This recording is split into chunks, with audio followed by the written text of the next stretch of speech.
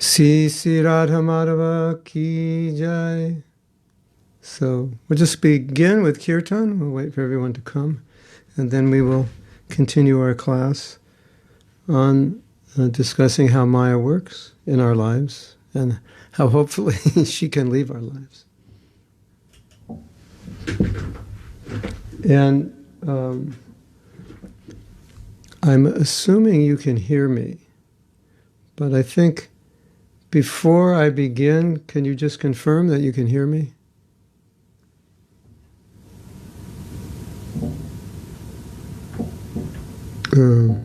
Because I reset things and I don't know if I reset them correctly, so just give me a yes or no that you can hear me.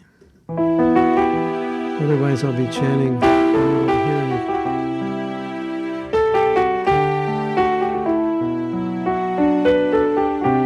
You can hear me? You can hear the keyboard? Because occasionally I would say something. Yes, good. Okay.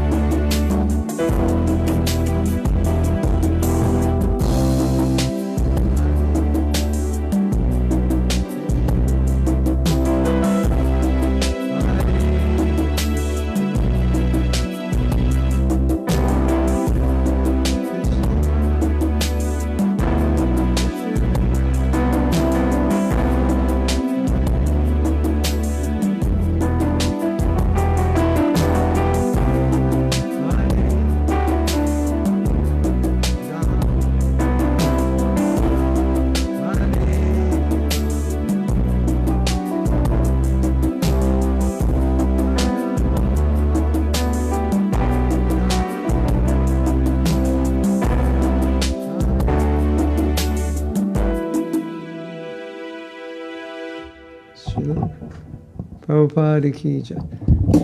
Go Premanandi Hari Hari Bol. Mam Vishnu Padaya Krishna Prishnaya Bhutale. Srimate Bhakti Vedanta Shamini Tinamane Namaste Saraswati Devi. Gauravani Pachari Devi. Se Sasanyavadi Pas Jatida Satarine. Oh, the keyboard was too loud. Uh-huh. Oh, okay. Yeah, what I'm hearing here is different from what you're hearing there. I'm not hearing the keyboard very loud. All right, so we have to, okay, we have to figure this out. I think I have to listen on headphones. I don't know, this is strange. What I'm hearing and you're hearing are not different. I think the phone amplifies the sound. And I don't know how to turn that off. It compresses the sound. Anyway, we'll work on it tomorrow. It worked the other day, though. Okay, tomorrow we'll test it again. Or maybe at the end of class we'll test it again. Okay, so as I've been doing the last few weeks, I've been speaking on a particular topic that's on my mind, and now I think we'll go back to reading. Whatever topics are on my mind now are topics that we've already discussed, more or less. There are slight nuances, but I think we should read a little more and have some discussion. So I am assuming that you can hear me properly now. Correct? Is that correct? Are we good to go?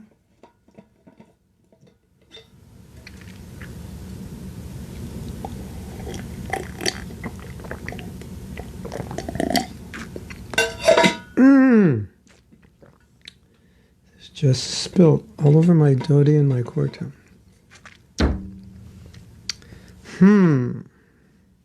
Trouble in paradise. Hold on a second.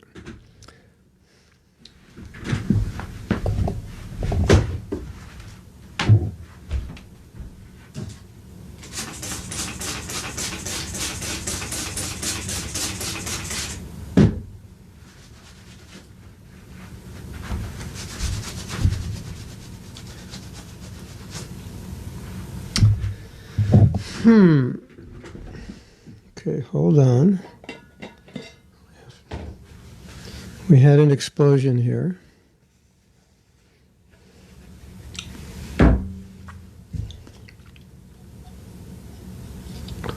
This is dandelion tea. Very healthy, but a little brown. Okay, so I have to bring up the document that we've been reading from.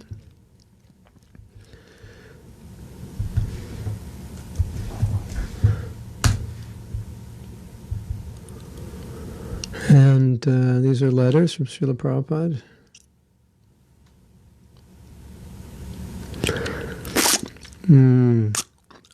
So I'm going to begin reading. This is August 1969. I don't know if we've read this yet, but as I often say, we don't know we've read it until we read it again, and then we'll remember if we read it. This is about a week ago since we were reading this. I can understand from your letter that you are quite a fit soldier for fighting with Maya. And this is to an uninitiated devotee. Our Krishna consciousness movement is a declaration of war against the activities of Maya. The real description of Maya is given in a Vedic literature called Markandeya Purana in the chapter Chandika. Chandika is another name of the external energy called Maya. This Chandika is described there as the goddess who is putting all conditioned souls in darkness. In this material world, every living entity is under the spell of this Chandika, almost asleep in darkness without knowledge. Every living entity is part and parcel, spirit soul, but in contact with Maya it has developed different types of consciousness, represented by varieties of bodies, beginning from the aquatics and going to the bodies of demigods and higher planets. These different grades of bodies are developing in terms of life.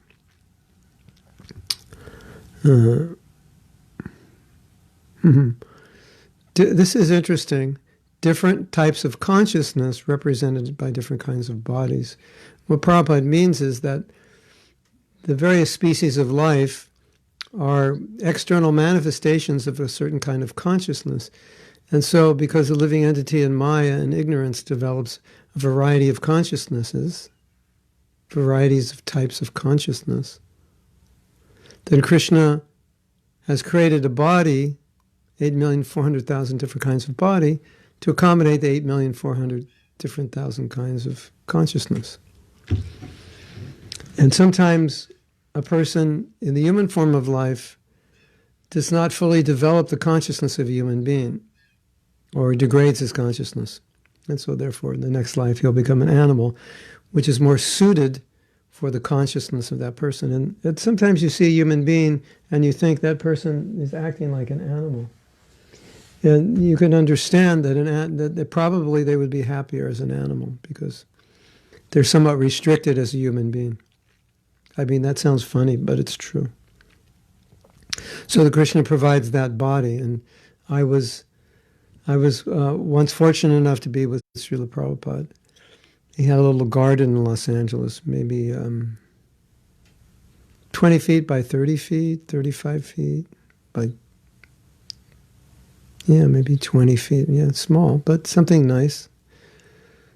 Grass and flowers, nice refuge. Prabhupada used to like to go there. And he would go there sometimes and have darshan with his disciples. Sometimes he would go there and meet guests. You may have seen videos. You'll see there's a garden and there's a lot of guests. And sometimes he would go and hear Krishna book in the evening, most likely this summer. I also had the fortune to be just a few devotees reading Krishna book and Prabhupada just listening. At this one time, I don't know how this topic came up, but the topic of, I guess it was surfing, because sometimes Prabhupada would walk on the beach and see the surfers, and, things that Prabhupada would see, the devotees would talk about because they wanted to hear what he would say. You look at something and you have your idea. Oh, look at what these, they're playing golf, they're knocking this little ball into a hole. It seems like a waste of time. So you would make a comment because you wanted to see what Prabhupada would say, So you make your observation. So some observations would sometimes be made, or they would just explain to Prabhupada, they have boards and they ride on waves and that. And then, they'd either just explain it to him or they explain it because they wanted him to say something. And on this occasion, I don't remember the context, but it had to be something about surfing. And Prabhupada said nonchalantly, matter-of-factly, that the surfers would become fish in their next lives. I think you could add skin divers, more like, I think the skin divers, even more so, would enjoy being fish because they're actually in the water. But, the dolphins, sometimes you see the dolphins or the seals, they actually ride waves. If you live by the beach and there are seals, you see them sometimes. They're body surfing.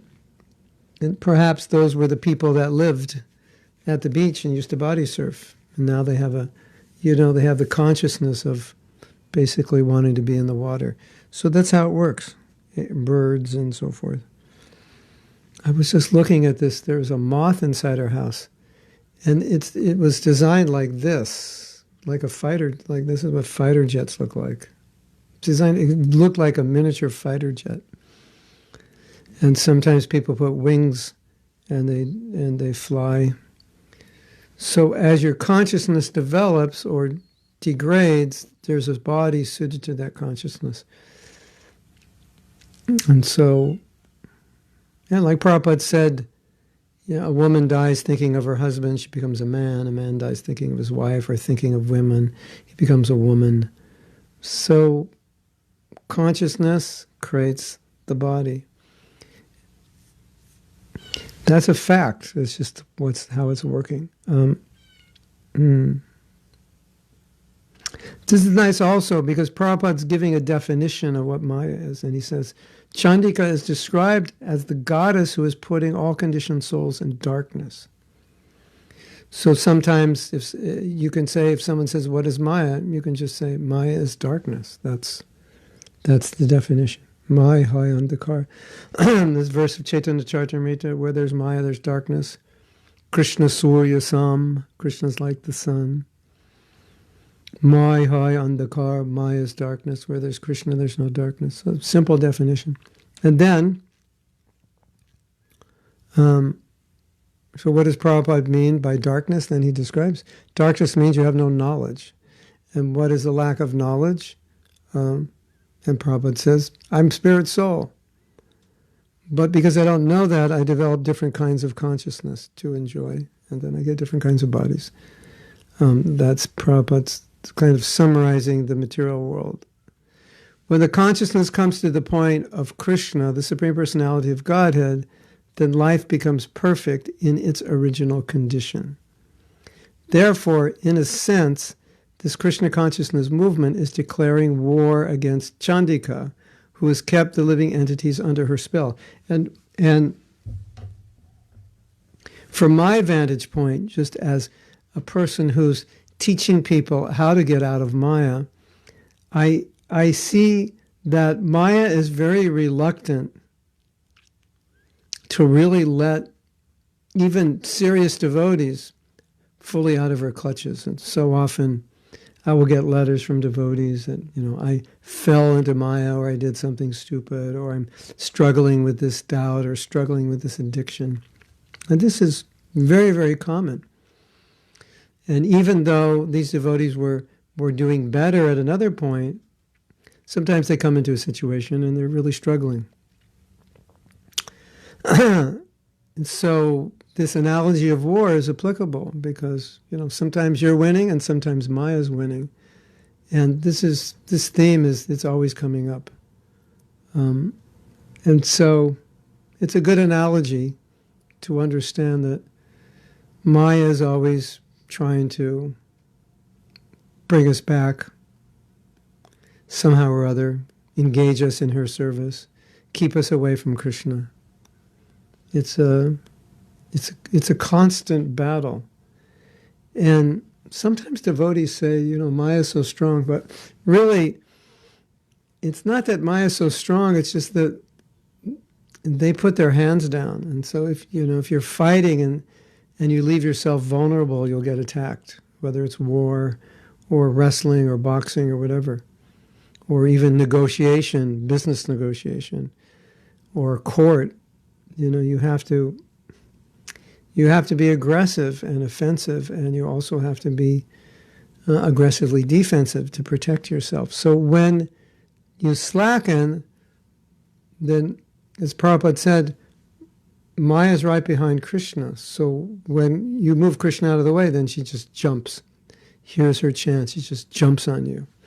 And that's the way battle works. Wherever there's a weakness, a vulnerability, the opponent will attack. And so it's no different with Maya. So I'm going to read that again. And therefore, in a sense, Krishna consciousness movement is declaring war against Chandika, who has kept the living entities under her spell. Chandika's first spell is to make us identify ourselves with these material conditions. Just like a living entity, because he is born and brought up in American condition, he thinks himself as American. Similarly, others are thinking they're Indians or Canadians or French and so on. Actually, one is none of these material designations, but he is pure Krishna consciousness, now covered by the spell of Chandika's energy, or the material energy. So as you well know, if you've heard Prabhupada speak, or if you've read his books, this basic ABC, you're not the body, you're not American, you're not Indian, he says it over and over and over again. And after you hear it a number of times, It's very easy just to kind of turn your mind off when you hear it, thinking, I already know that.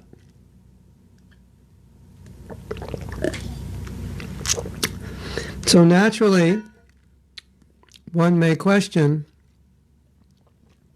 if we already know that, why does Prabhupada keep talking about it?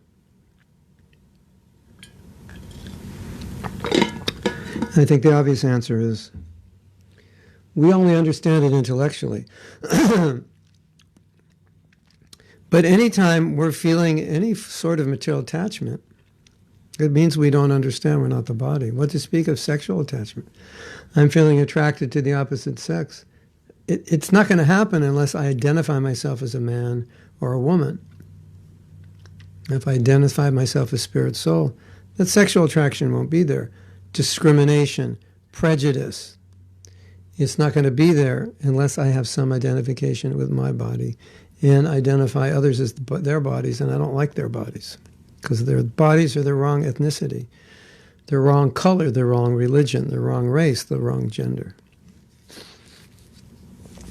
And as you know, the unfortunate reality is that when you become Krishna conscious, it doesn't just all go away on day one. But we've developed this bodily conception along with all the corollaries, the envy, the prejudice, the lust, and so forth. That's been well cultivated for lifetime after lifetime after lifetime. And we often see that when someone becomes Krishna conscious, they think that's all going to go away, like in a few weeks. And if you remain a devotee long enough, you start to realize this contamination is deeply rooted. And then a lot of times you'll see things coming up in your devotional life, in your interaction with other devotees, and you might be thinking, this is very strange the way I'm thinking, or very strange the way this devotee is thinking, because devotees are not supposed to think like that. And then the only obvious conclusion is, this is all the conditioning that we're up against, that we're dealing with. And this is one of the best ways for Maya to attack us. On Monday I was saying, we're throwing out the question, if Maya asked you, what's the best way I could keep you in Maya? Just being honest. What would you say? Or another way of asking the question is, what is the bait that's easy for you to take when Maya puts it in front of you? And if you think about it, it's going to be all the things we're conditioned by previous to Krishna consciousness. Back in 70s and 80s, there was a movement, an anti-cult movement, because there were a lot of new religious groups and a lot of young people were joining them, and the parents were very upset because they thought that their kids are being brainwashed, or they're developing this whole new culture and this new way of thinking, which is so contrary to the way society thinks. And so they formed a movement to, educate parents, educate society about cults, because they saw all these new religious movements as dangerous.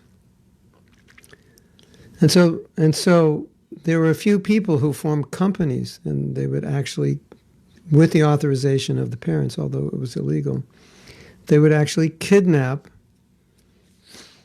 their child, and the deprogrammers would bring them to a hotel or bring them somewhere, and they would just stay there, and they would tell them that this is all bogus, your guru is bogus. Blaspheme. Blaspheme is effective in breaking faith, but rarely did it work. Because devotees had faith, and they understood the philosophy.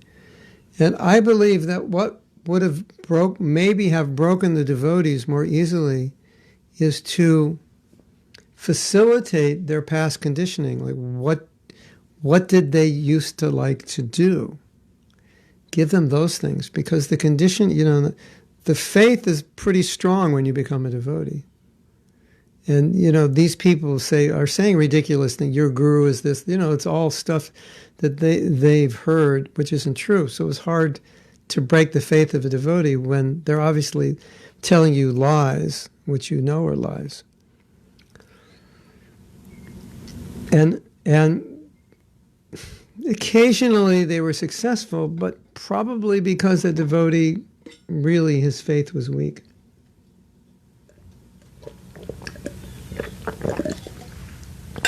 But in cases where their faith was strong, I always thought probably the best way to deviate them from Krishna consciousness is not try to break their faith, but is to give them the form of Maya that they were most attached to before they were devotees. What did you used to like to do? Whatever it was, just provide that. Okay, you want to do this? Let's go do this.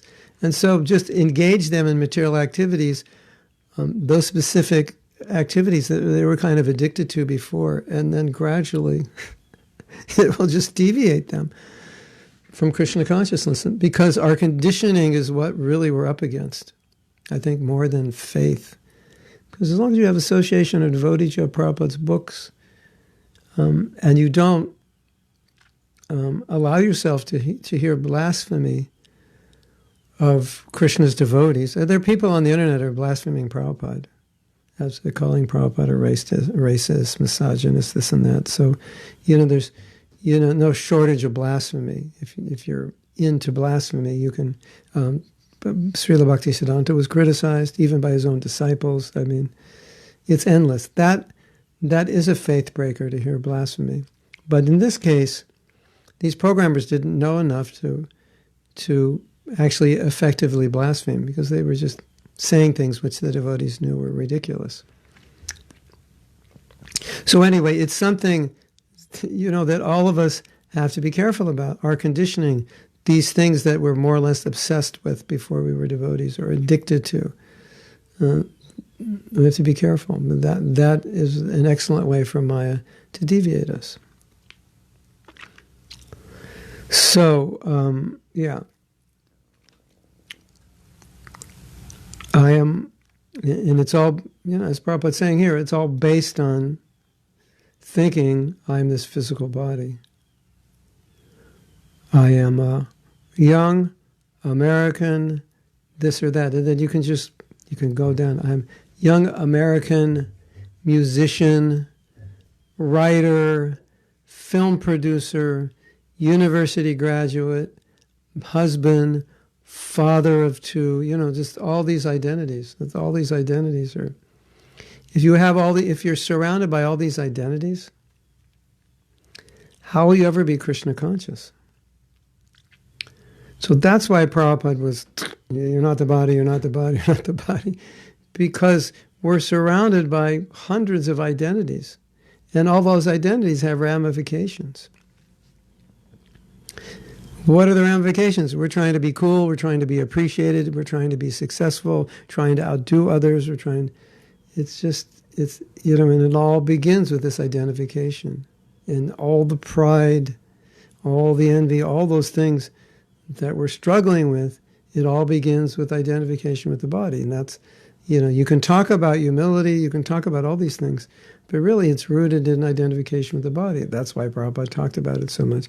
Because if you can uproot that, along with that, pretty much you uproot material existence. And until you get over that, you're pretty much grounded in material existence. That's how it works.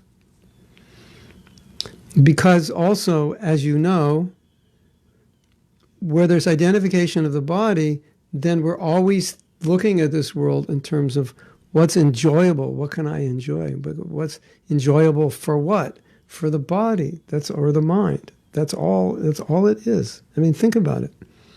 Think about anything you want to enjoy.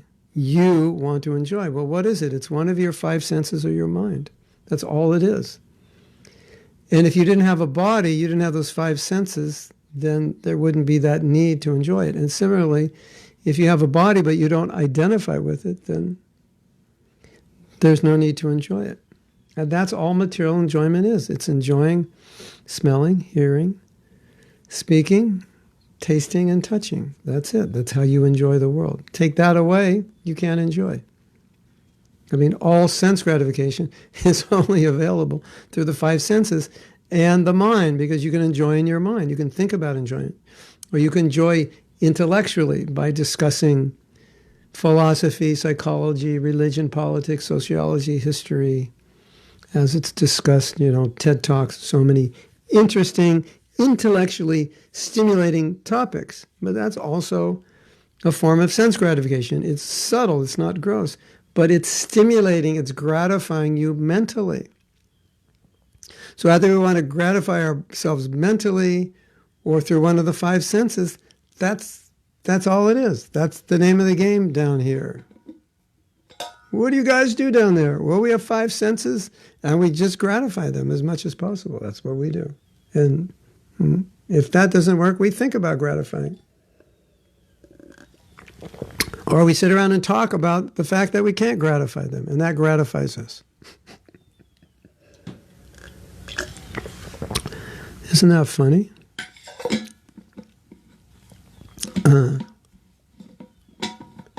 Isn't that funny? So that's all it is. That's all we're doing. Think about your day and you see something. Ooh, smell that. That smells good. You go into the store. Oh, it's a cinnamon roll. Then you want to eat it, and it tastes good. And it smells good. You get 2 out of 5 senses. It tastes good and it smells good. Right? You can go to a movie. It sounds good, it looks good, and you can eat popcorn and it tastes good. And you get 3. That's even better. And now you know why sex attraction is so strong, because you get all 5 at once. So the more you get at once, the more intense the pleasure is, the more entangling that activity is, the more difficult it is to give up. And that's how we become addicted to the material world. The more intense the pleasure you get through one of those 5 senses, the more addictive that activity becomes. And we're trying to completely control the senses. So there has to be some realization, some detachment. Okay, so I may have depressed you, but, and I'll get to your questions in a minute. I may have depressed you, but I want to encourage you now. You may all be thinking, yeah, I've been a devotee so many years, and I still think I'm the body. When I brush my teeth, I think that's me. These are my teeth. And I have a headache, and I think it's my head that's aching. And this is normal. Or I smell the cinnamon roll. It smells good. I want to eat it, and it gratifies me, and I believe I'm being gratified, when in fact it's only the physical body. So then you might think, is there ever going to be a day that I realize I'm not the body? But we actually do realize we're not the body every time you chant Hare Krishna. It means you could be doing something to gratify your body, but now you're doing service to the holy name, or you're reading Bhagavatam, or you're sitting in class right now. So the fact that you're sitting in class right now is some evidence that you at least understand you're not the body. You might say, I don't realize it, but it's evidence, because if you thought you were the body, why would you hear a class about the fact that you're not the body? It wouldn't be interesting to you, right? So when we're engaged in devotional service, when we're engaged in making any kind of sacrifice of sense gratification, or even when we're engaged in satisfying the senses, taking prasadam or eating to maintain the body, but it's Krishna prasadam, or we're resting so that we can get up and be refreshed to do service. All of that is a manifestation of acting off the bodily platform. So even though there's one side of us that is entangled, and then you might say, yeah, but I still think I'm a man, or I still think I'm a woman, even when I'm doing those things. But still, you're not acting like a man and a woman per se. You're acting as a spirit soul. So Prabhupada has said that, has given us that. You get up, you go to Mangalarti. That means you realize I'm not the body. Otherwise, the body would be happier resting. So acting off the bodily platform doesn't always mean you realize at that moment you're not the body. But your activities demonstrate your understanding that you're not the body. So that's a little bit of an encouragement, so you don't feel so bad. Oh, yeah, I only identify with my body. And every time you control your senses, then you're acting as a spirit soul. You're not acting on the bodily platform. You're acting in realization, I'm a soul. Otherwise, if I didn't think I was a body, I would have just gratified my senses pretty much unrestrictedly. As long as it's legal and not totally immoral, then I would just do it. But for devotees, there are many things that we don't do that are not immoral, that are not wrong, unethical, but they're overindulgence in sense gratification. So we just don't do it because we understand we're not the body. And gratifying the body is not the ultimate goal of life, even though we may identify with the body. So, okay, I'm going to go back because you have lots of comments. I was applauded for something, but I don't know what. Thank you, Victor, for your applause. Krishna Karshani says, Srila Prabhupada said that we are in Maya, and from time to time we fall into Krishna. So it seems that we are in Maya all the time. And if we think we are in illusion, I am wrong, but it seems for developing on our level, being free from Maya is impossible. It seems that we have to live with our own Maya. The question is how to live with the Maya. Well, Prabhupada did answer this question. I mean, when the devotee said, sometimes I fall in Maya, and Prabhupada said, you're always in Maya, sometimes you fall in Krishna. He was trying to make the devotee realize, you're on the stage of bhajana kriya.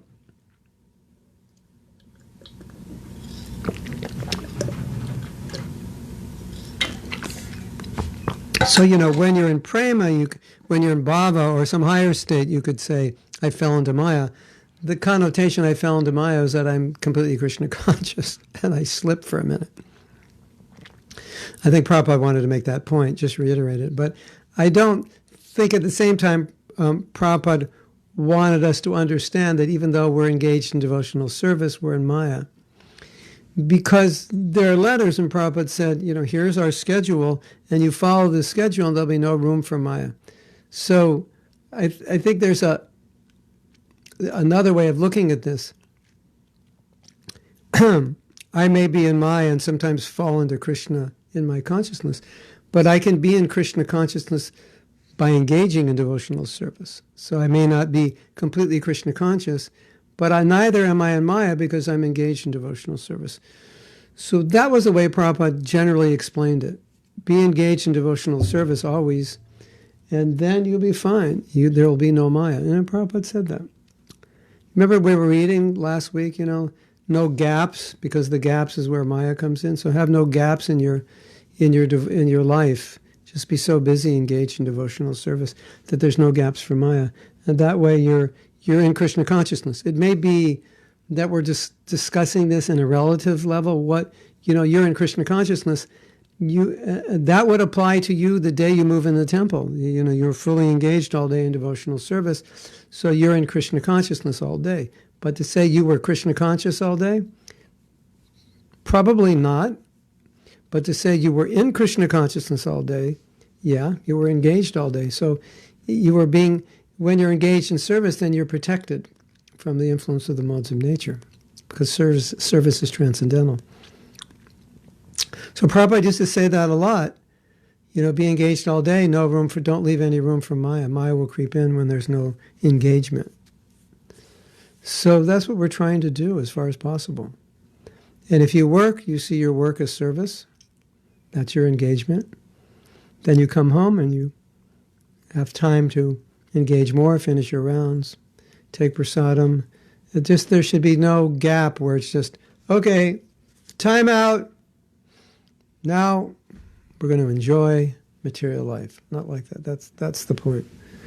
But to be, fully in Krishna conscious, yeah, sometimes we fall into it by some mercy, I think that's what Prabhupada, and Prabhupada was also funny and sarcastic. So sometimes, he would make a point sarcastically. But when you want to understand something that Prabhupada said, you always want to try to understand it. Oh, it's so bright here. You always want to try to understand it, within the context of other things he said on that subject. Otherwise, sometimes it seems like what Prabhupada says is very clear. Oh, this is what he means. But then if you read 10 other things he says about it, then often you realize, oh, well, this is not the only thing he said about this. He said other things. So now I have to look at it from different points of view and try to understand it more holistically. So that's, I think, a more holistic understanding. Always be engaged, and you'll be okay. You won't be in Maya, and you will experience that also. If you're always engaged, you won't experience the pullings and pushings of the modes of nature very strongly. I deal with men who have sexual trouble. I mean, not that I deal with it, but we have a program for them, and they often write me, and I've done some workshops on it. So that's my dealing with it. So I get letters from them, from men who have challenges, and they always say, this is very common, say, I'm very challenged with this. Say, but when I was in Vrindavan and Parikrama, or when I was on this festival program, or when we had the Kirtan Mela, or this or that, I wasn't bothered by it. So it could be a sexual urge, or whatever it is that is your particular form of Maya that's difficult for you. And we all have this experience, that the absorption level in Krishna consciousness, when it's high, when the Sangha is really powerful, then this conditioned nature doesn't really affect us. So does it mean that person said, I'm completely Krishna conscious during that 3 weeks of the festival? It's not exactly what is meant, but what is meant is that being absorbed and being in that good association, the modes of nature were not really pushing and pulling me. So I think that's what Prabhupada meant. If you're engaged, it's like if you're always engaged, then you'll always be engaged, because if you're always engaged, Maya won't do anything to deviate you.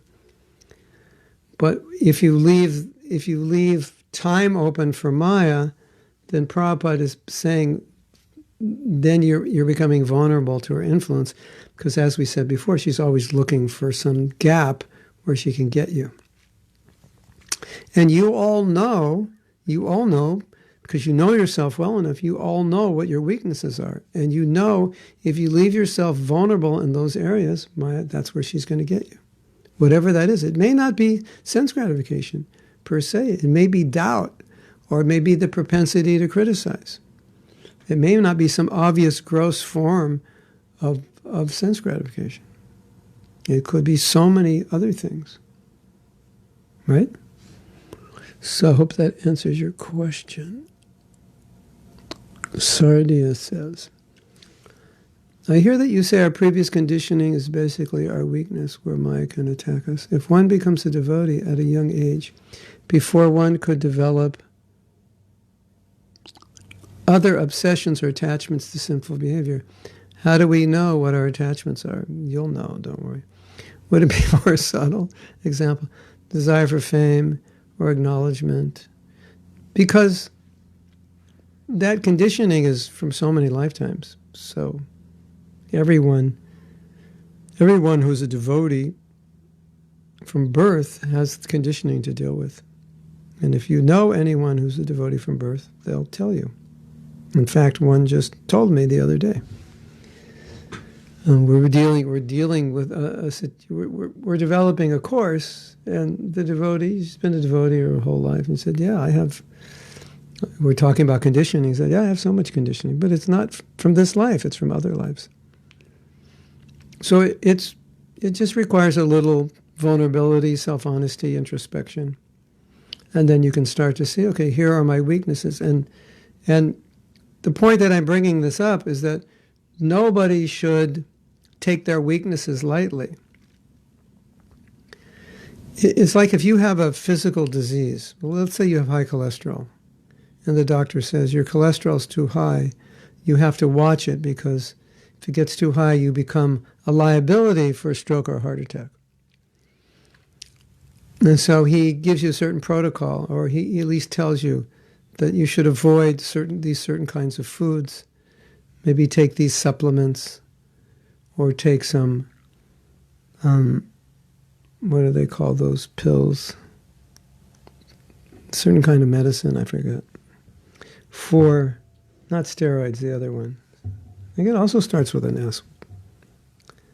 There's a certain kind of medicine for cholesterol that they give you. So it said you'll have to do these things.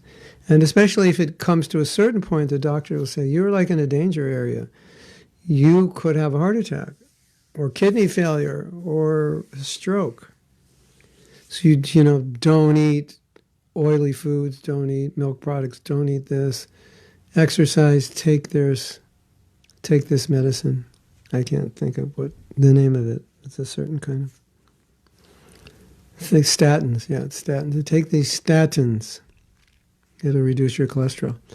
So once you know that's a problem, you're extremely careful. And I think that all of us have the equivalent of a spiritual disease, like a spiritual cholesterol. We all have one or more areas that we need to be careful about, because those are the areas that could kill us.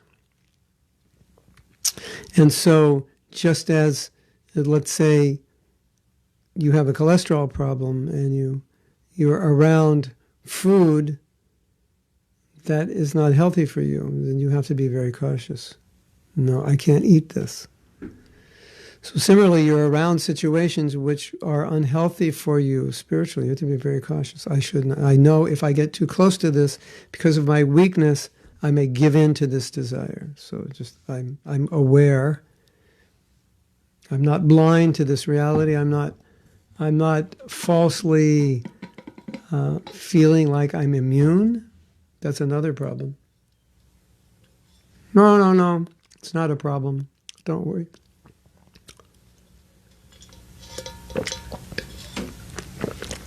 If it's not a problem, fine. But if it is a problem, don't say it's not a problem, because that will be a problem for you. So everyone has that, whether you're born a devotee or not. And fame, desire for fame could be. I don't know if you're asking how we deal with that conditioning. I think that was my answer, awareness. These more subtle attachments, like the desire of acknowledgement. Oh, yeah, okay, so it's a good question.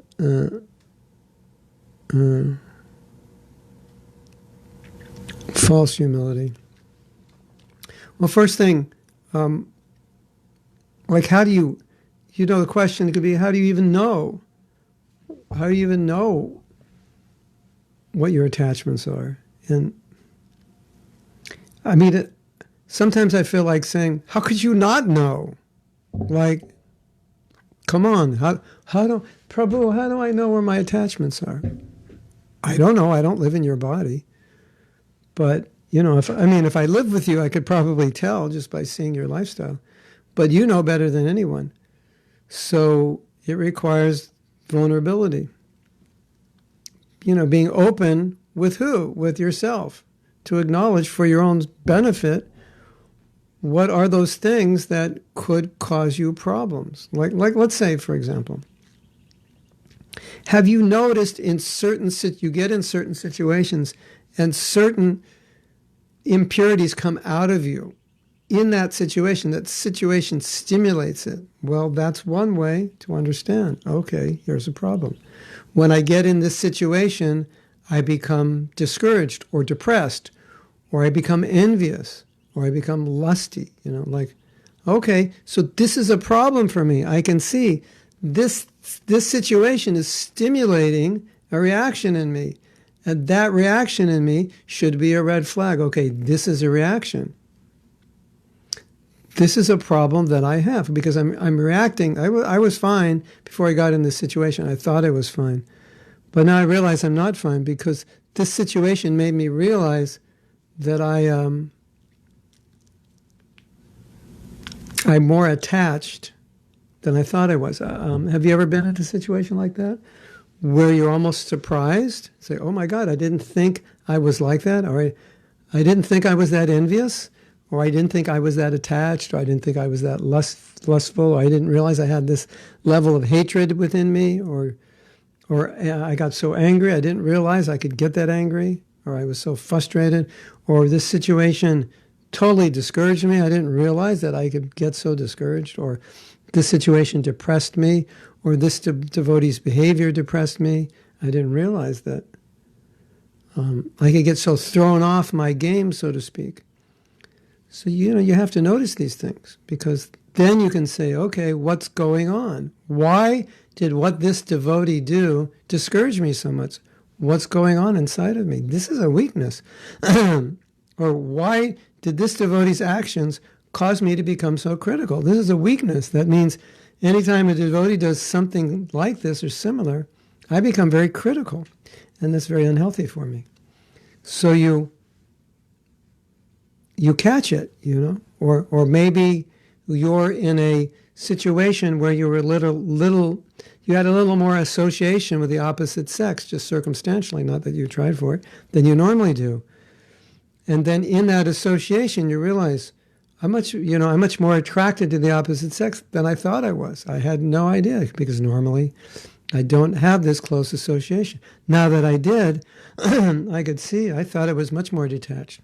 So you notice, okay, I have to be careful. This attachment is much stronger, or this problem is much stronger than I thought.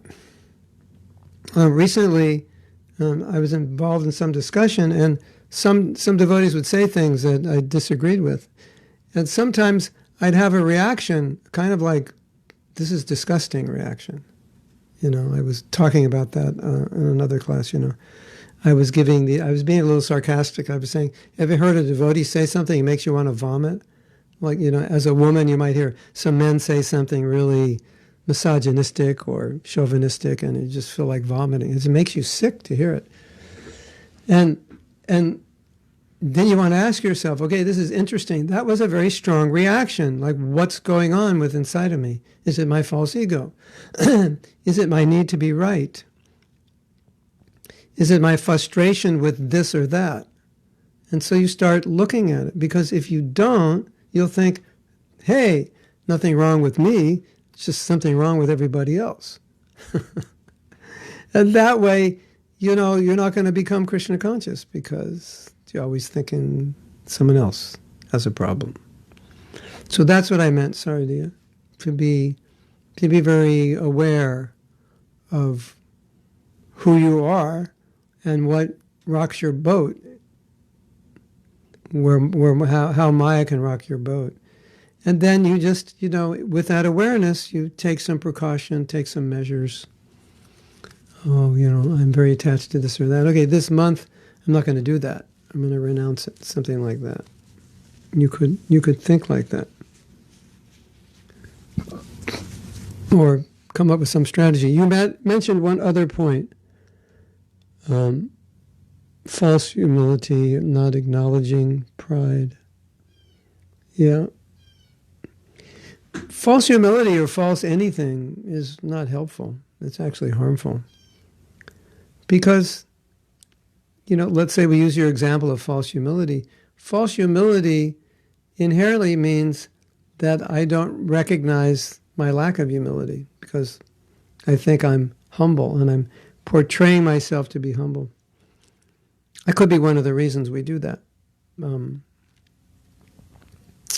We actually convince ourselves we're humble. But sometimes, ironically, we portray ourselves as humble because we want to be acknowledged as humble. It's true, and it's sad.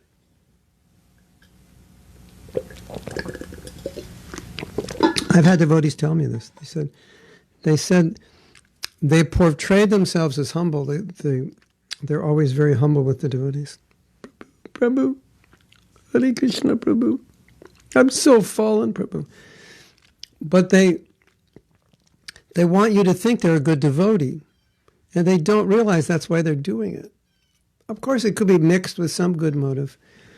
But, in your more honest moments, if you ever display false humility, you can acknowledge that you were doing that. So people would think you're a good devotee, which is kind of like the paradox of paradoxes, isn't it? The solution for sexual attraction, all people become fat, ugly, and dirty. I have a story about that. No, you're wrong. And here's the story. Well, number one, everyone's not going to become fat, ugly, and dirty. So, well, let me say something about that, because this is a good point. Because the solution is to become Krishna conscious.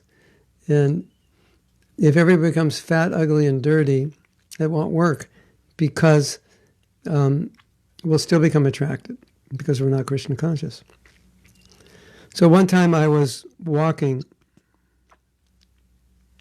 Girashwami and I were in Mauritius, and we were taking a japa walk. And we walked by a bus stop, and there was a lady who was almost as wide as she was tall. So in other words, she was short, overweight and short. So, her, it was a little bit like a ball, kind of. That was the impression you'd get by seeing her. And it was a very, physically unattractive, and, just small and, large body, large face, just, physically, sexually unattractive. And I said to Giriraj Swami that it seems that if every woman in the world was not any more beautiful than her, then the men would have a very easy time being Krishna conscious. There's, maybe they want to get married or so forth, but they wouldn't be attracted to any of the women. And he said something that Prabhupada said. He said, no. He said, Prabhupada said, when you're lusty, any body will do. When you're lusty, anybody will do. Any body will do. So that's a heavy statement, isn't it? Like, if the higher your lust, the more attractive the object of gratification is. Even if it's not attractive, it becomes attractive. And then Prabhupada said, every man thinks his wife is beautiful. He said, otherwise, but not that every man thinks every man's wife is beautiful, but every man thinks his wife is beautiful. So beauty. And I don't doubt that there are some men that would find that woman as attractive for different reasons. Maybe not physical, but because of other reasons. She's very intelligent.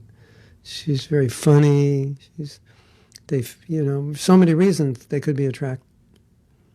But I think Prabhupada's point was that if the lust is strong enough, then the object of gratification, your standard for gratification, goes down. Just like we all know, if you're really, really hungry, pretty much whatever's in the fridge, you'll just eat it within the first minute.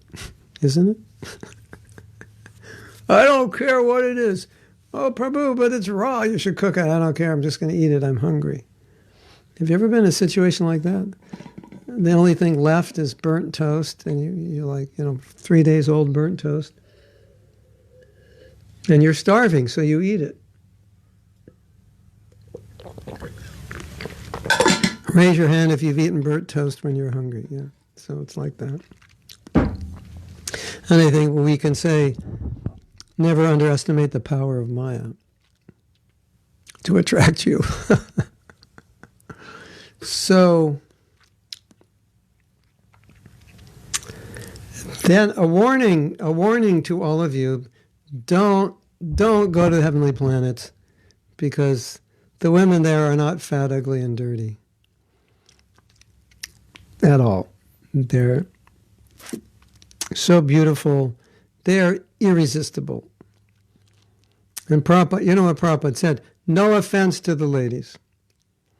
But Prabhupada said, if you compare the beauty of the women on this planet to the beauty of the women on the heavenly planet, and we've never seen that beauty, and the bodies are different.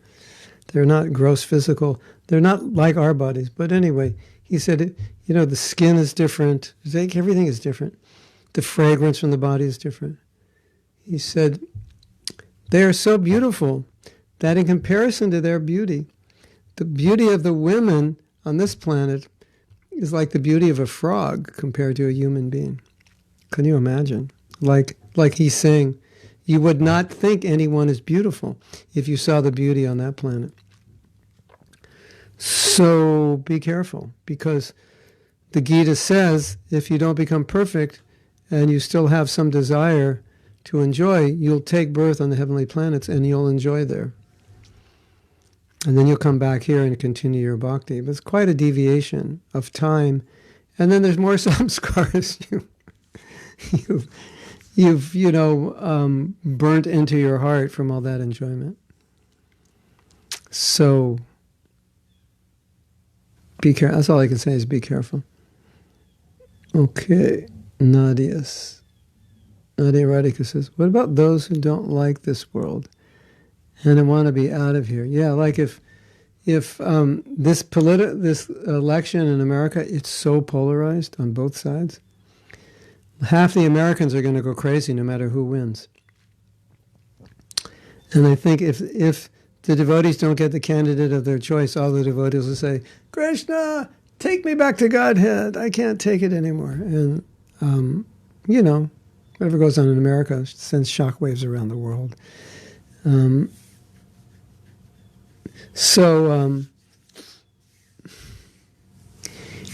It depends why you don't want to go back to Godhead, and why you want to go back to Godhead.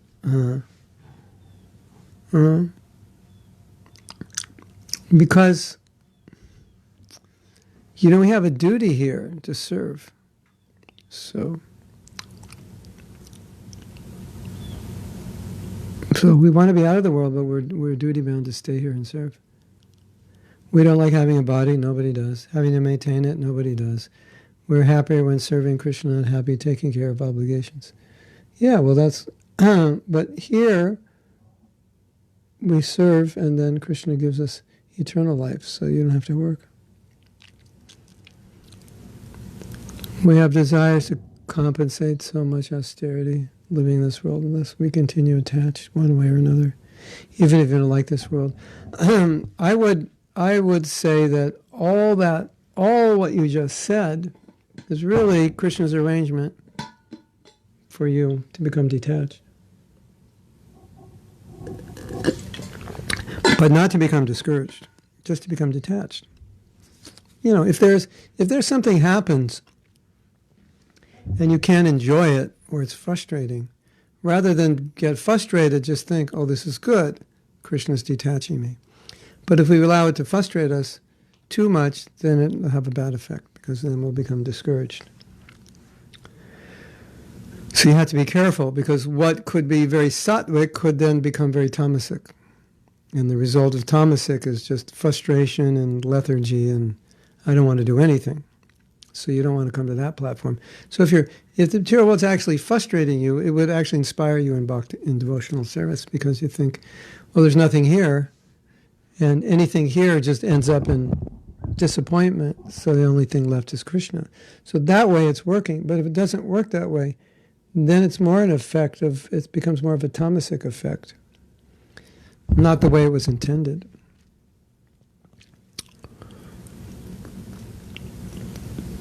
Just like anything, like Krishna says, you can have religion and goodness, you can have religion and passion, you can have religion and ignorance. Isn't that interesting? Because you think, religion, it's all about God. How can you have religion and ignorance? Yeah, well, you worship spirits, ghosts, tamasic rituals. And so the effect is tamasic. So you can have something good, which has a bad effect. Something bad can have a good effect, depending on what mode you process it in. So the frustration with the material world, the disappointment within it, can all be processed in different modes. And if it's processed in sattva gun, it detaches us in a healthy way. If it's processed in tamagun, it just disappoints us, frustrates us. We, become depressed or don't want to do anything. So Vijay Lakshmi says, what about those who don't like this? No, that's not Vijay Lakshmi. Vijay Lakshmi, take care of your health to keep your body and soul together. Yes. The situation we meet are in most cases answer for our desires. It's not accidental. Yes? Well, that's something to be very concerned about. Krishna Karshana is saying, let's say, I'm trying to be a good devotee, everything's fine, and all of a sudden, the most choice form of Maya shows up and is knocking at my door. Hello, I'm here to serve you. And you're thinking, how did that happen? Why did that happen? Oh no, this is the one thing I was afraid of, and now it's knocking at my door. And so Krishna Karshana is saying, it's not accidental, it's because it's to show you, this is what you want, and Krishna's said, okay, well, this is what you want, here it is. But it doesn't mean that you have to give in to it, and it doesn't mean that you can't engage it.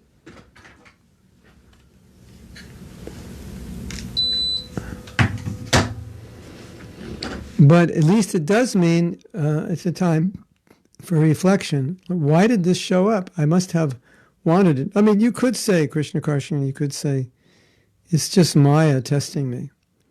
Or you could say it's Krishna testing me. But in either case, it's a test. So however you slice the bread, it's a test. And you don't generally see devotees being tested with something that they have no desire for, because there's no test there, because you don't want it. It's the things we want. If they show up, we should think, oh my Govinda, now you're showing me that this desire is very strong within me. You put it in front of me. Now you're showing me I really need to be careful. And now you're giving me an opportunity to either fall or run away from it. That's how we should think. Because generally, these gorgeous forms of Maya do not show up in front of devotees who don't have the desire for them. That's not how it works. But generally, we're tested and tempted by the very things that we're most attracted to. And they tend to show up. So we have to be really careful to control our desire, because it can show up. This happened in my life when I had been a devotee about, I think it was 6 years. Yeah, it was 1976. And Maya showed up to me. It was like unbelievable. I couldn't believe. It's just like, here I am. And so that was my realization, that I must have wanted that. Otherwise, why would Krishna do that? It was like, Maya on steroids, basically. And they're all saying, what happened? What happened? I have to write a book about my life, and I'll describe it.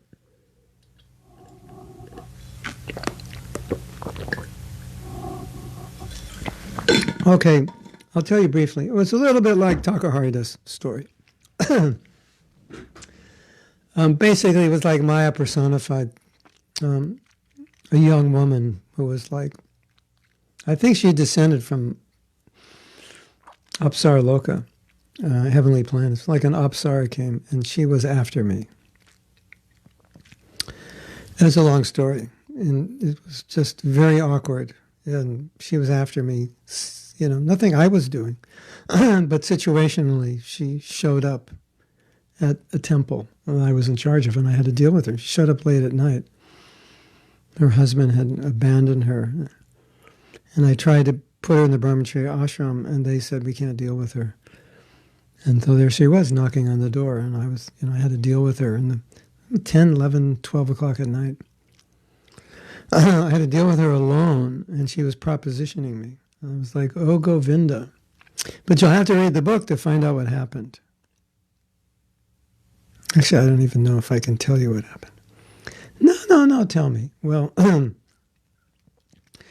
nothing really bad happened. But I can say nothing great happened also. I kind of passed the test and kind of half failed it and half passed it. But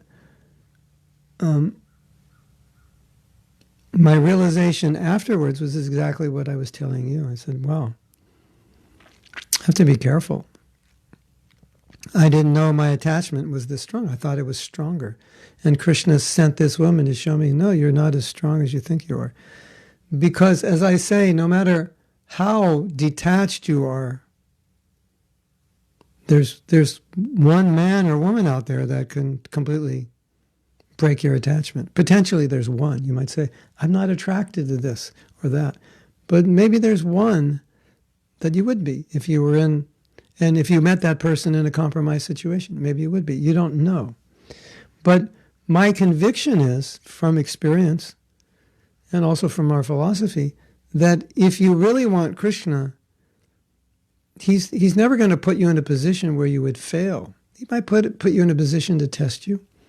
But even that, if it's not really what you want, he's not really going to send it to you. Generally. I mean, he might send it to you to glorify you, that you renounced it, or like in my case, just to make you realize that you need to be more careful because you're not as renounced as you thought as you're thinking you are. So, but I would just suggest to all of you to, be careful what you desire, because you may desire something that you don't really desire because you know it's not helpful for your Krishna consciousness. Then Krishna may then put that right in front of you.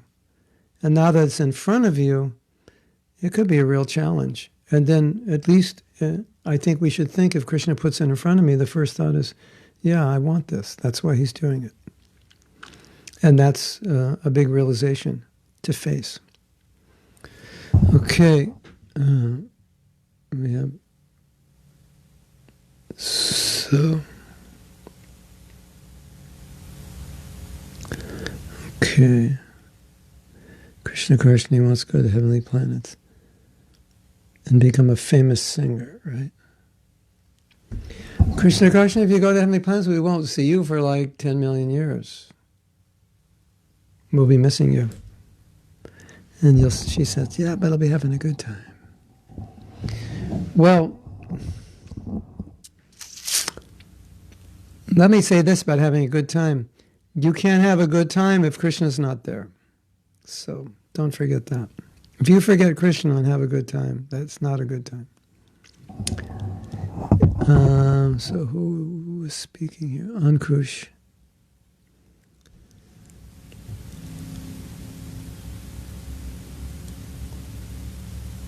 If there's a devotee who is practicing Krishna consciousness and at the same time has lusty desires, how much lusty desire a devotee can have, since no one can say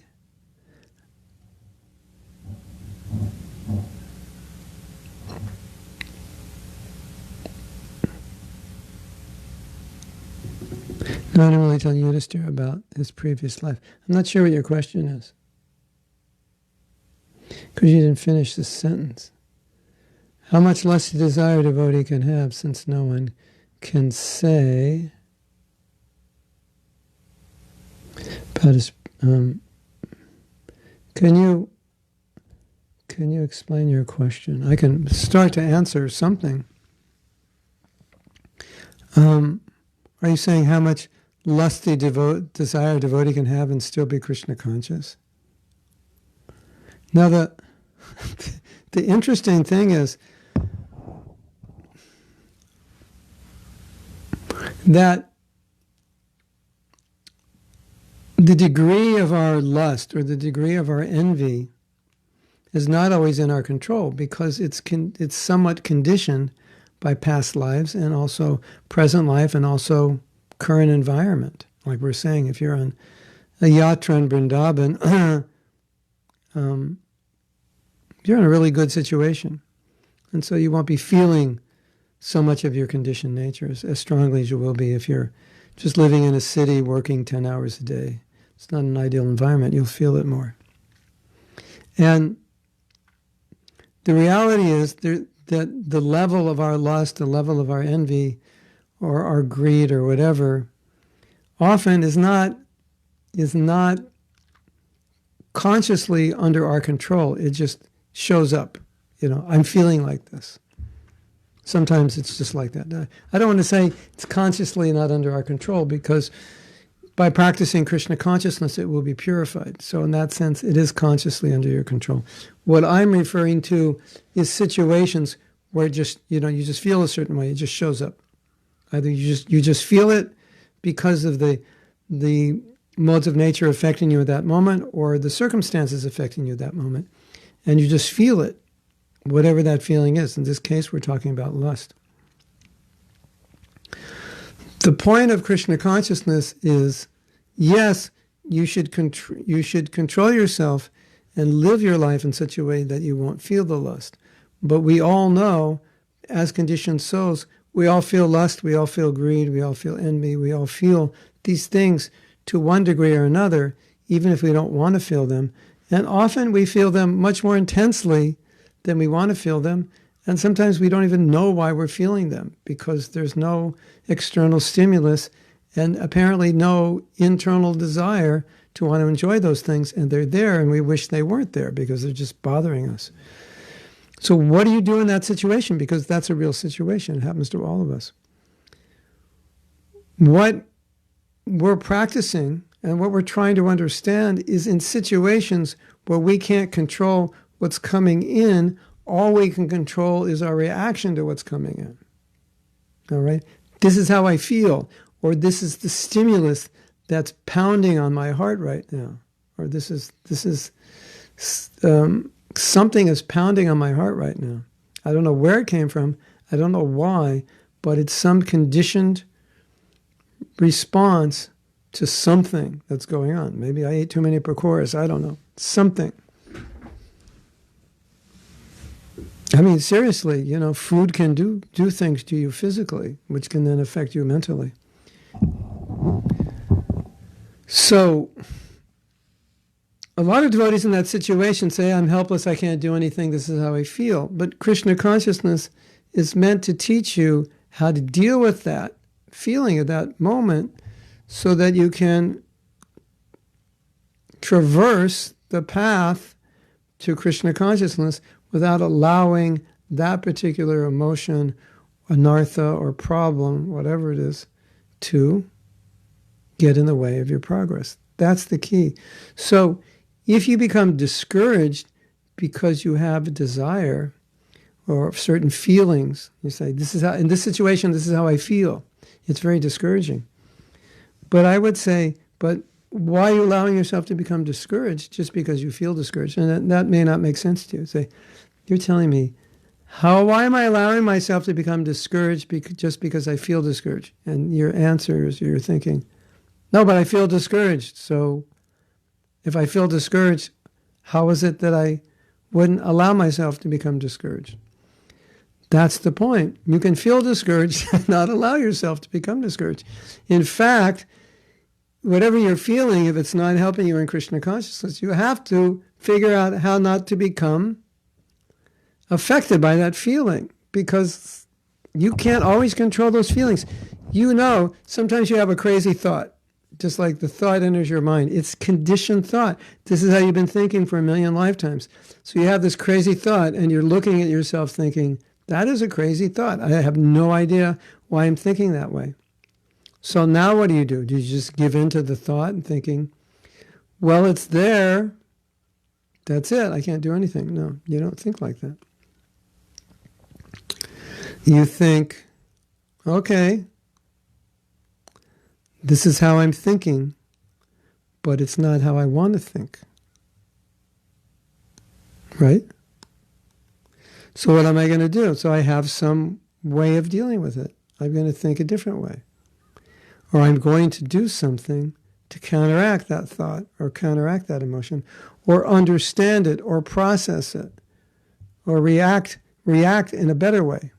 We have to do that. Otherwise, we'll be controlled by all our anarthas, all our emotions, all our bad thoughts, all our lust, greed, envy, depression, discouragement, frustration. We'll be controlled by it all. Right? And if we're controlled by it all, then, as we began this class by saying, that must be your weakness. That must be your particular weakness that Maya's, dealing with you. I get frustrated often by seeing certain things that go on in our movement. And I have to know how to process that. I have to know how to detach, and I have to know how to accept it. And I just created a guided meditation on acceptance. And when we get the results for the election, I'm going to send it out, not before. Because half the Americans are going to need this meditation because they're going to be banging their head against the wall and rioting on the street because they're not going to accept it. And Donald Trump already, I think, has told us that if he loses, he's not going to accept it, which will make it even more difficult for the people who voted for Biden.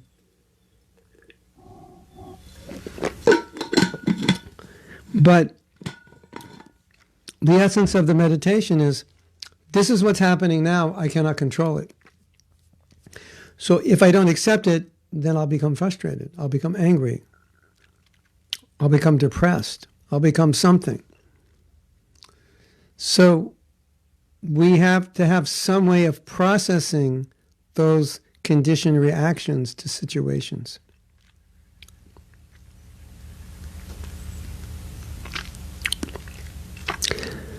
That's just a reality, because otherwise, what some devotees will do is they'll say, well, I'm fallen, I'm conditioned, this is how I feel. So it's a consequence of my being fallen and conditioned, so this is how I feel, and therefore, what can be done? And naturally, I'm going to act according to how I feel.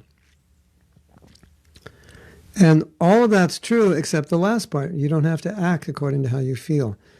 Isn't that amazing? Write that down. Tattoo that on your heart. You don't have to act according to how you feel. So you need to decide how you want to act. And that's how you should act. Not how you feel, but how you want to act. And like Krishna said, I said, by definition, a devotee is a person who does what needs to be done even though they don't feel like it. So you have two things, how you feel and how you should understand the situation and act. And so I don't think any of us are aloof from being discouraged. I don't think any of us are aloof by being frustrated by situations, disappointed by situations, attracted to things of this world that aren't healthy. I don't think any of us are aloof entirely from greed, from envy. For sometimes lust, sometimes it's subtle. You don't notice it. But we're all dealing with this because we're all conditioned souls. If we don't learn how to act in a Krishna conscious way, in spite of all this, if we don't learn how to understand intelligently what's the best way to act, then we're simply being dragged around by what either we're attracted to or what we're repulsed by. And Krishna says in the Gita, attraction and repulsion is felt by all embodied beings. And one should, dvesha, samutena, dvandamahena bharata. Everyone is just being pulled around by the duality of, think about it, Emotionally, you're reacting to what you're attached to, what you like, and what you don't like. And if we allow ourselves just to be pulled by what we like and don't like, then our whole life is just getting pulled around. Oh, I had a good day today. Tomorrow, complaining about everything. Oh, today was good. Tomorrow, complaining. Or every day complaining. So we're being pulled around by attraction and repulsion. So as devotees, we have to do better than that. Okay, this is how I feel. Okay, understand how you feel. But what is going to be a response to how you feel if that feeling is not helping you? That's the point.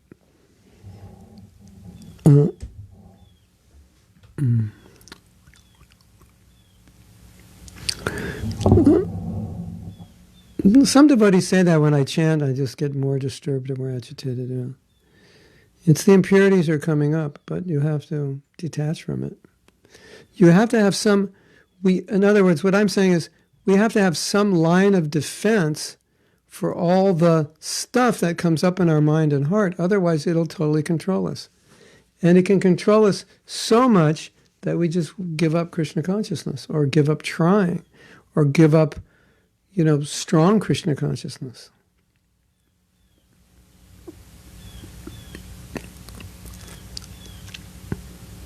Right? That's the danger. I think it goes a little bit with what we had discussed yesterday, where you have a problem, you talk about it, you analyze it, you try to figure it out, so that you can not give into it, but you can understand the best way to deal with it. Okay, this is the reality. So-and-so has won the election. It's not the person I wanted. This is reality. So-and-so Prabhu has said this in class. I think it's wrong. This is the reality. So-and-so Prabhu has done this. I think that's wrong. And now my reaction is either I'm upset, frustrated, angry, discouraged, depressed, whatever. So I need to be able to talk through that. I need to be able to understand my own emotions, my own response, so that I don't allow situations to discourage me.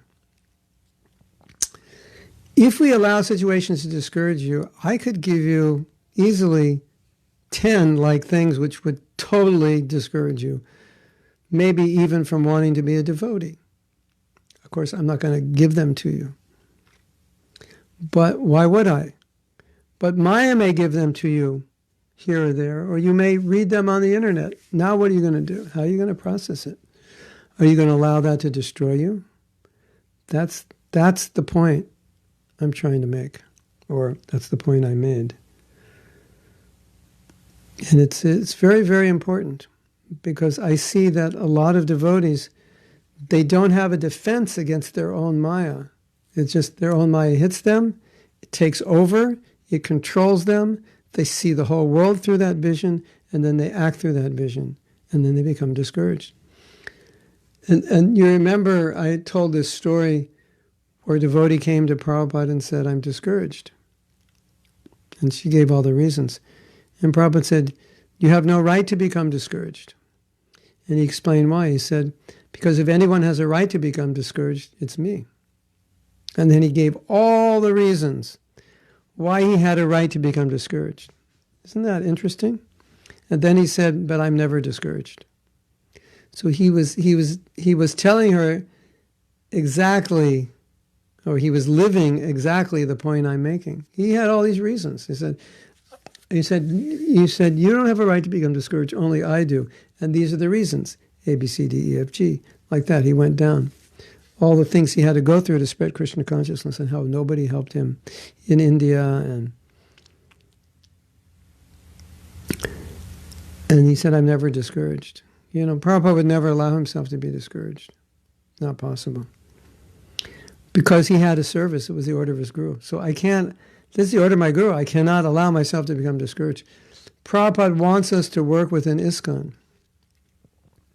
So no matter what goes on in ISKCON that I don't agree with, or I don't think is right, or even frustrates me that it's going on, I have to be able to deal with it in such a way that I can go on enthusiastically serving, because that's what Prabhupada wants. So I have to develop the consciousness and the mentality, so that when it's coming at me, I can neutralize it.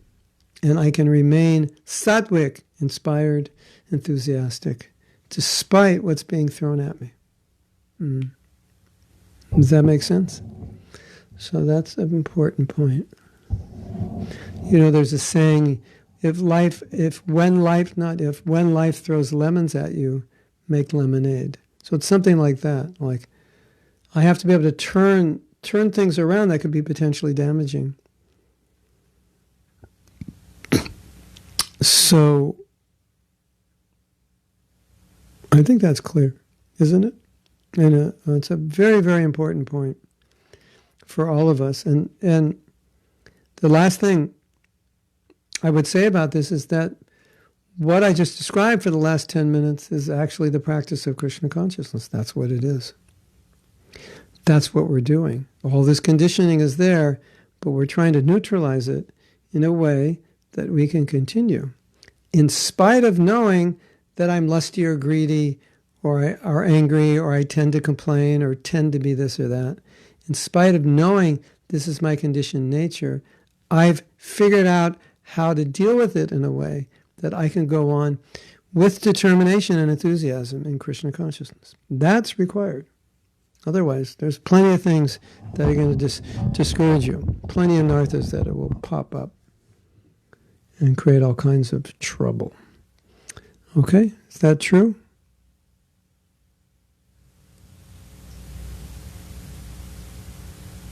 Yeah, exactly. I mean, you want to go to Prabhupada and say, and Prabhupada says, why aren't you doing this? And say, I got discouraged. You're talking to the person who's like had a million more reasons to be discouraged than you. And what's he going to say? Because Prabhupada was, I mean, just try to understand this. Prabhupada is doing what no one has ever done before. Westerners are becoming Krishna conscious. He sees this is happening. We didn't know if it could happen. Nobody knew. Even I didn't know. That now we see it's happening. People are taking to it. There's millions of potential people around the world who are taking to it. Prabhupada's excited. He has the vision of a worldwide Krishna consciousness movement in every major city of the world. What a job. And how much help does he need? And he's just got a few disciples, and he sees this potential. And he couldn't get help from anybody. No godbrothers, no friends, nothing. Aside from a few words of encouragement, he got many words of discouragement. He got many words of criticism. They criticized him for marrying his disciples. They criticized him for letting women live in the temple. Criticized him, even criticized him for making us Brahmins. So many things. He's fulfilling Lord Chaitanya's mission, and he's getting criticized for it. Come on. Right? He's in New York alone. Nobody to help him. No one in New York, no one in India, nobody. And, his books are stolen, his typewriter's stolen, this, that. I mean, and you're discouraged? If anyone has a right to be discouraged, it's Prabhupada. And we can remember Prabhupada's words. I was never discouraged, although I have every reason to be discouraged. I'm the only one in ISKCON. Prabhupada's the only one in ISKCON who has the right to be discouraged. None of us have the right to be discouraged. Hare Krishna. Okay. Nice to see all of you. And tomorrow is Thursday. We're going to have a class on Narottam Das Thakur. It'll be translated into Russian, if you want. It's his appearance day, at least here in this part of the world. Okay, thank you very much. Srila Prabhupada Ki Jai. Go Premanande Hari Hari Bol.